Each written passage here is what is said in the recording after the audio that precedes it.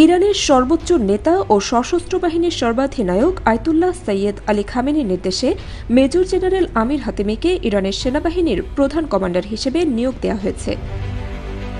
2013 থেকে 2021 সাল পর্যন্ত প্রতিরক্ষামন্ত্রী হিসেবে দায়িত্ব পালন করা জেনারেল হাতেমির নিষ্ঠা, দক্ষতা ও অভিজ্ঞতাকে বিবেচনায় নিয়ে এই নিয়োগ দেওয়া হয়েছে বলে আয়াতুল্লাহ খামেনির আনুষ্ঠানিক আদেশে উল্লেখ করা হয়।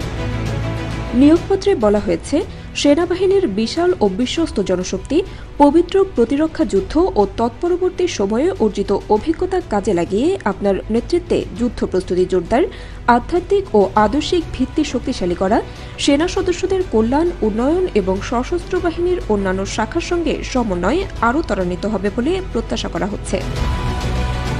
এছাড়াও জেনারেল মোহাম্মদ হোসেন বাঘেরির নিহতের পর আয়াতুল্লাহ খামেনি সদ্য পদত্যাগকারী প্রধান মেজর জেনারেল সৈয়দ আব্দুর রহিম মোসাভির প্রতি কৃতজ্ঞতা প্রকাশ করেন এবং তার সততা ও মূল্যবান প্রচেষ্টার প্রশংসা করেছেন।